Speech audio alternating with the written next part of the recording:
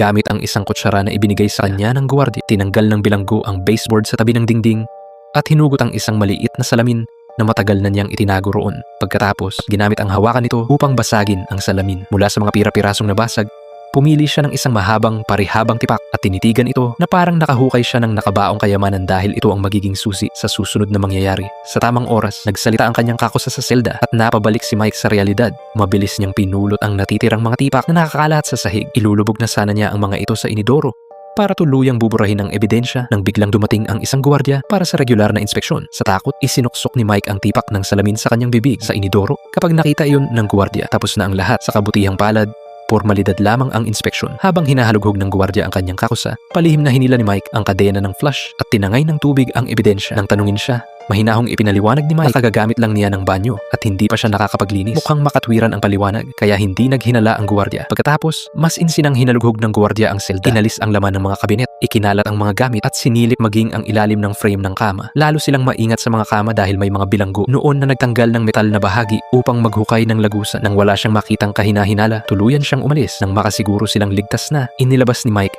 ang mahabang tipak ng salamin mula sa kanyang bibig at ikinabit ito ng mahigpit sa hawakan ng sipilyo. Sa isang iglap, nakagawa siya ng pansamantalang surveillance device. Sa pamamagitan ng pagsilip nito sa labas ng pinto, mababantayan nila ang bawat galaw ng mga gwardiya. Nagkaroon ng dagdag na proteksyon ang plano nilang pagtakas. Ang mga kasangkapang kailangan nila ay kinuha nila mula mismo sa lugar na pinakamahigpit na binabantayan ng mga gwardiya. Ang frame ng kama, isa-isa nilang niluwagan ang mga tornilyo at tinanggal ang isang pirasong metal na sapat ang tibay upang magsilbing pait. Inilipat nila ang isang tumpok ng papel sa sulok at ginamit ang kutsara upang iangat ang mga floorboard. Inilantad ang sementong sahig sa ilalim. Plano nilang sirain iyon mula roon. Ang problema ay ang ingay. Natakot ang kanilang mga kakusa na baka marinig ito ng mga gwardiya. Ngunit isinantabi iyon ni Mike at nagsimulang pumukpok. Ang malakas na ingay ay labis na nakatakot sa mga bagong kakusa. May isa pang agad tinakpan ang kanyang mga tainga. Para sa kanya, parang ipinagsisigawan nila ang kanilang lokasyon sa buong kulungan. Sa mismong sandaling iyon, may narinig silang mga yabag na papalapit. Hindi huminto si Mike. Ang iba ay nagdasal na lamang. Sa kanilang pagtataka,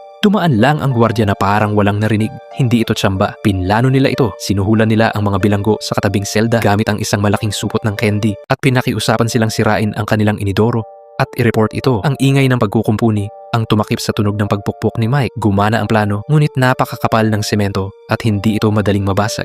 Nang mapagod, napilitan si Mike na magpahinga. Nagpalitan sila ng turno at tuloy-tuloy na nagpukpok sa loob ng 3 oras hanggang sa tuluyang mabasag ang semento. Sa ilalim nito ay lupa. May isang naghukay habang ang iba ay naghakot ng lupa gamit ang mga mangkok ng pagkain. Unti-unting nabuo ang isang malaking butas. Sinindihan ni Mike ang sulo at ibinaba ito at napag-alamang ang lagusan ay patungo sa ilalim ng lupa. Kung makita nila ang kanal ng Invernal, posible ang pagtakas. Para masigurado, nagpasya si Mike na may magsiyasat muna noong gabing iyon. Bago iyon, ibinalik nila ang lupa at tinakpan ang butas ng mga tabla upang maiwasan ang inspeksyon. Noong gabing iyon, gumawa sila ng 2 huwad na anyong tao mula sa basurang papel. Sa paghila ng mga tali mula sa itaas, gagalaw ang mga ito na parang totoong tao. Nang patayin ng ilaw, lihim na inalis ni na Mike at ng isa pang bilanggo ang mga tabla at nagtago. Habang ang iba ay humiga sa kanilang kama. Habang papalapit ang gwardiya, hinila nila ang mga tali at pinagalaw ang mga huwad na katawan. Hindi napansin ng gwardiya at umalis. Inilabas ni Mike ang lagari at iba pang kasangkapan na itinago sa mga tabla. Sinunod nila ang plano at bumaba sa lagusan. Pagkatapos, ibinaba ang isang lubid at itinali sa paa ng isang kakusa upang magamit bilang hudyat.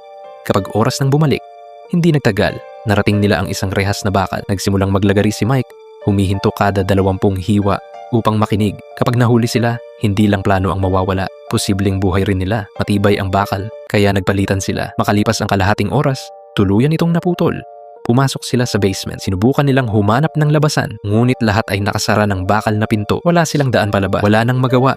Ibinalik ni Mike ang rehas. Doon niya napansin ang mga sirang bintana na may mga bolt na maaaring lagariin at gawing susi. Habang nilalagari niya ang bolt, may paparating na yabag. Mabilis silang nagtago. 2 gwardiya pala ang bumaba para magkwentuhan. Walang kaalam-alam kung gaano sila kalapit sa kapahamakan. Nang umalis ang mga ito, tinapos ni Mike ang paglalagari. Sa isang mahinang click, bumukas ang pinto. Sinindihan nila ang mga lampara at pumasok sa mahabang pasilyo na hindi nila alam kung saan hahantong. Nagpatuloy sila. Kahit delikado, pare-pareho ang disenyo ng mga kandado, kaya gumana ang bolt. Narating nila ang isa pang basement, ngunit muli nilang nakita ang parehong mga gwardiya. Sa kabutihang palad, huminto ang mga ito dahil sa isang gagamba at umalis din. Sa wakas, narating nila ang pinto ng Invernal. Hindi ito mabuksan ng ordinaryong susi, kaya nilagari ni Mike ang latch at isiniksik muli gamit ang posporo. Hindi mapapansin ngunit madaling buksan. Sa loob ng Invernal, May makapal na semento na humaharang, ngunit ang semento sa katabing pader ay marupok. Nagpasya si Mike na babalik sila kinabukasan na may kasangkapan. Sumisikat na ang araw, bumalik sila sa oras, inayos ang lahat at humiga bago mapansin ng gwardiya. Napagtanto ni Mike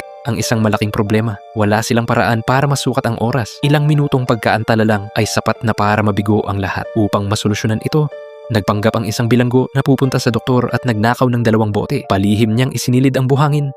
Dahil hindi ito karaniwang gamit sa pagtakas, nakalusot siya. Gumawa sila ng simpleng orasan ng buhangin.